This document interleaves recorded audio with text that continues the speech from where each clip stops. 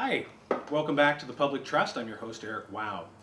Here at Eric Wow Productions, we like to do silly things, goof around, and just have fun. But the Public Trust is a venue where we get to discuss things that are a bit more serious. Today's main topic is stratospheric geoengineering. It is the hypothesis that condensation trails are a little more sinister than you're led to believe. This is one of those topics that doesn't get a lot of mainstream coverage, and there is a lot of underground social media buzz about it. I want to use this opportunity to talk about it and show you what others have observed, and you judge for yourself. Here it is, stratospheric geoengineering.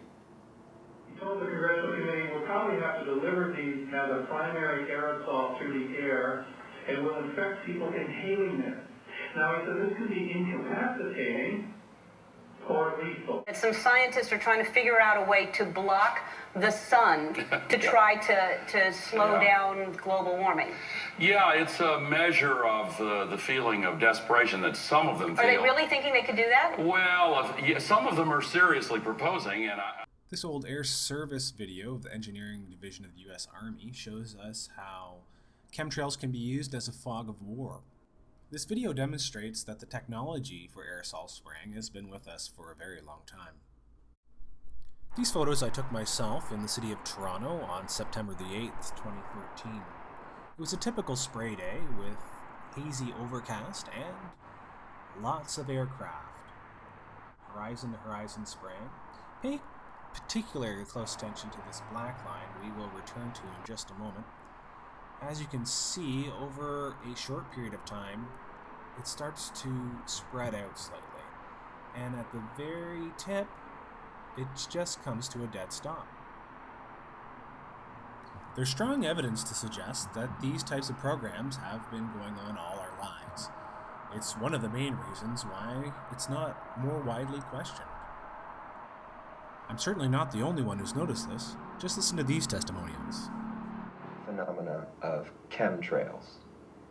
And, you know, when I was a kid, I used to see these trails in the sky all the time. And so, oh, that's cool.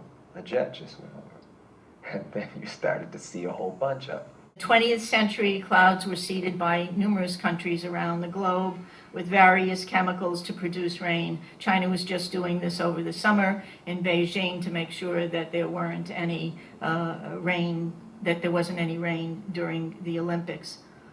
But all this has changed dramatically with the U.S. military's secretive research and plans to control the planet's natural weather.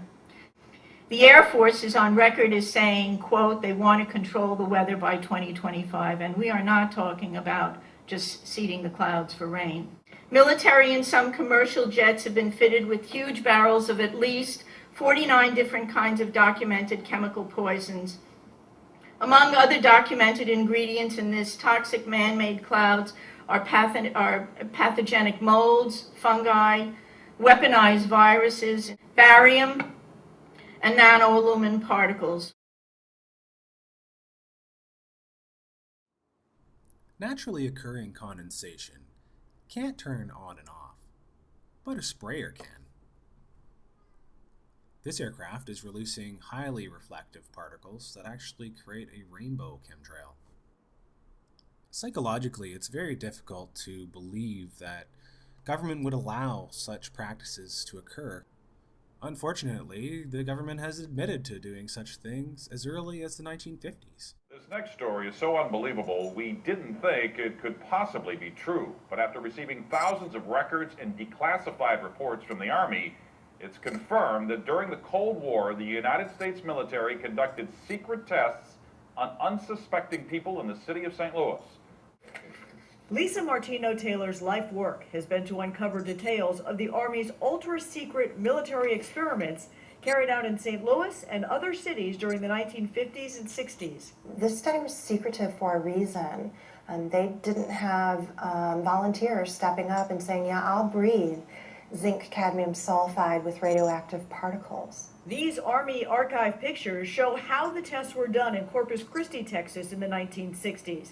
In Texas, planes were used to drop the chemical. But in St. Louis, the Army placed chemical sprayers on buildings and station wagons. It may have been used all over Ontario, possibly for decades, including the city of Toronto.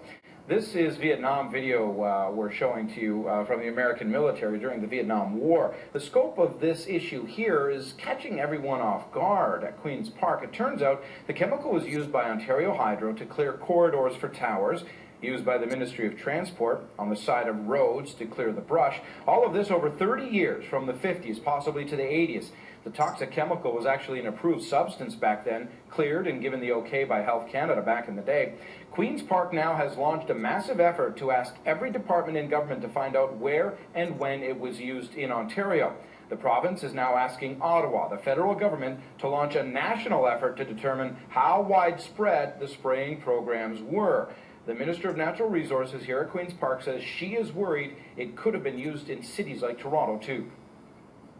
I think it's certainly becoming clear to me that it was very widely used, and when something is on a list that the federal government approves for use, all of us in Ontario would have used it, whether you were a private company, municipal government, provincial government. Everybody was led to believe that this was a product that was safe to use.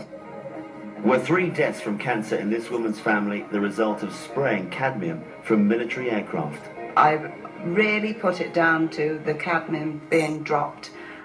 In readiness for possible war, people living in vast areas of Bedfordshire, Norfolk and the East Coast became guinea pigs in covert defence experiments. Rural Bedfordshire was sprayed from aircraft and, more shockingly, from a converted lorry. The city of Norwich was hit over a sustained period. First of all, my mother had esophageal cancer and she died with it. And then my sister, she had esophageal cancer and she died with it October 2005. And then my brother, he died with it, and this was earlier this year. And now I've got it. Recent document has come to light from Portland Down which shows that they didn't check this substance for toxicity prior to the spraying, or indeed even afterwards. The former important scientist who investigated this in 1999 was quite surprised that no one had bothered to research on how this would affect the public. My story really began on the battlefields of Kuwait. Just after the Gulf War, had tracked Gulf War illness to this mycoplasma in the anthrax vaccines. If you believed that aircraft with secret government approval have been spraying noxious chemicals developed in U.S. military biological warfare laboratories on unsuspecting Canadians, would you be paranoid? You'd be absolutely correct, according to William Thomas, who has spent the last 14 months studying the chemtrails phenomenon. That if engineers and scientists really turn their minds to this, it's amazing how it can affect the planet. If I could just clarify, so 10 megatons of aluminum dumped into the atmosphere would have no human health impact. So let me be more careful here. We're to separate out the toxicological, so the alumina we've only begun to research and publish now. We haven't done anything serious on alumina, and so there could be something terrible that we'll find tomorrow we haven't looked at. The practice of geoengineering is now well over half a century old. As early as the late 1940s, American mathematician John von Neumann was researching weather modification and its potential uses in climatic warfare for the U.S. Department of Defense. In the 1950s, early cloud-bursting experiments were performed by Wilhelm Reich, and in 1956 Dr. Walter Russell was writing of the potential for complete weather control. In the 1960s, Dr. Bernard Vonnegut, brother of the famous writer, vastly improved the techniques then in use by employing silver iodide crystals in the cloud seeding mixture. Slowly, this topic is gaining traction with the help of social media and social crusaders like Bill Vander. I don't think there's anybody that has looked at the sky with a bit of brains and thought and fairness that could argue that something isn't happening that wasn't happening before. Contrails were something that followed a trail, condensation trails from an airplane, that were narrow and dissipated very quickly. Chemtrails go from horizon to horizon and they spread. and they crisscross and they go next to one another, and pretty soon the whole sky is cloudy. And we don't know who's doing it. We don't know what it is they're putting into the sky. We think it's aluminum, borium, and strontium, but we don't know for sure. No one talks. Governments don't tell us, and they have to know. They can't do that in the sky above us without the provincial and the federal government being aware. I think people have to become more involved. If you don't want to be led down the garden path, if you don't want to end up being totally controlled, you better get involved now. Well, that brings us to the end of this episode of the Public Trust on Stratospheric Geoengineering. I hope you enjoyed the show, and if you'd like to see more shows, be sure to subscribe to Eric Wow Productions on YouTube. This video covered 3 main points.